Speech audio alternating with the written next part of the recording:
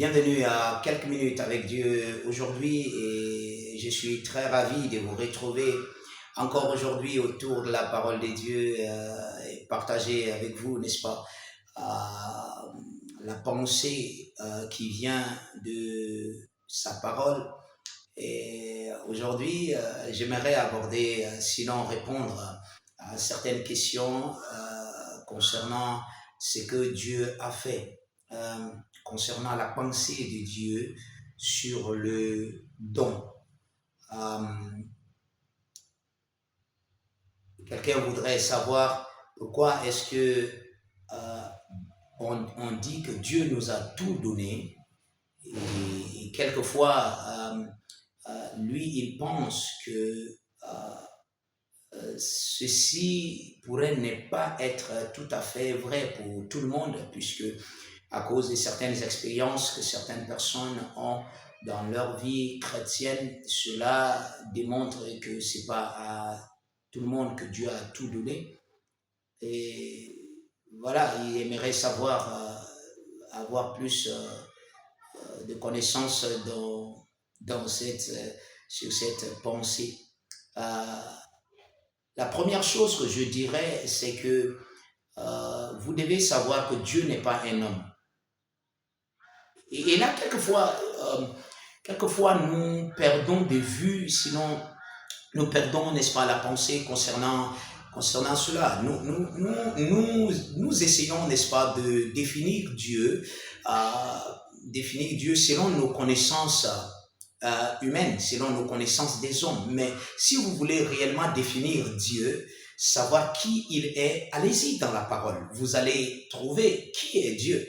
D'abord, la connaissance la plus répandue, qui est plus simple, c'est que Dieu est Dieu. C'est un être qui peut tout, qui n'a pas de limites en ce qui concerne ses œuvres. Il n'a pas de limites, il n'a pas de limitations.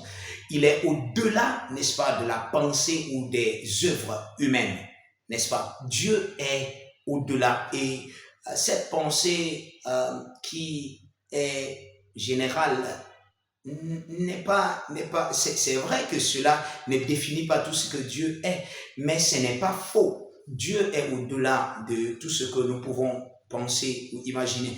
Maintenant, en tant que ses enfants, il nous a donné la connaissance suffisante de qui il est. Parce que non seulement il s'est présenté comme Dieu, d'accord, comme Dieu à nous, mais dans le Nouveau Testament, il s'est présenté comme un Père aimant, comme un Père plein d'amour, un Père prêt à tout. La Bible nous a dit dans Jean le chapitre 3 et le verset 16, la Bible dit « Car Dieu a tant aimé le monde ». Et vous savez, c'est un monde rempli de péchés. Les hommes qui sont des pécheurs. La Bible dit, bien qu'étant des pécheurs, Christ est mort pour nous. Il n'était pas mort pour les gens qui étaient bien portants ou bien qui suivaient Dieu, qui étaient tout à fait pour Dieu. Non, c'était pour des gens qui étaient pleins de péchés avec une race de péché, une nature de péché, les gens qui vont à la perdition à cause d'un seul homme qui a désobéi, n'est-ce pas, à Dieu dès le départ. Mais toute la race a été, n'est-ce pas, condamnée à la perdition.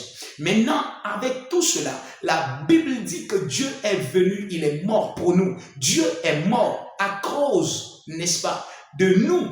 Je vais vous lire une écriture dans le livre de Romains, le chapitre 8, le verset 32. La Bible dit, lui qui n'a point épargné son propre fils, il n'a pas épargné son propre fils. Et quand nous parlons de fils de Dieu, nous parlons de Dieu lui-même. Gloire à Dieu. Mais qu'il a livré pour nous tous. Comment ne nous donnera-t-il pas aussi toutes choses avec lui? Comment ne nous donnera pas toutes choses avec lui? La Bible dit que nous sommes héritiers de Dieu et héritiers joints, co-héritiers avec Christ. Il nous a tout donné en Christ Jésus. La Bible dit, Dieu nous a bénis de toutes sortes de bénédictions spirituelles dans les lieux célestes en Christ. Il nous a tout donné avec Christ. Ça, c'est la pensée de Dieu. Dieu a tout donné. Maintenant, si vous voulez vivre dans la réalité de ce qu'il a donné, écoutez, nous vivons la vie du royaume. Et dans ce royaume, il y a des principes. Vous devez, n'est-ce pas, appliquer ces principes à votre vie pour, n'est-ce pas, jouir des choses que Dieu a données. Et cela est possible pour n'importe qui. Il l'a rendu disponible pour n'importe qui est devenu chrétien. Aujourd'hui, si vous êtes chrétien, Dieu vous a béni de toutes choses. Tout ce dont vous avez besoin. La Bible dit tout ce dont vous avez besoin pour votre vie et pour la vie de piété vous a été donné. Ça, c'est pas la pensée de l'homme. Ça, c'est Dieu qui a pensé ainsi. Maintenant, si vous ne voyez pas la réalité de ces choses, c'est peut-être le moment pour vous de commencer à apprendre plus de la parole de Dieu. Il est Dieu et sa parole est la vérité. Et la parole de Dieu n'échoue jamais.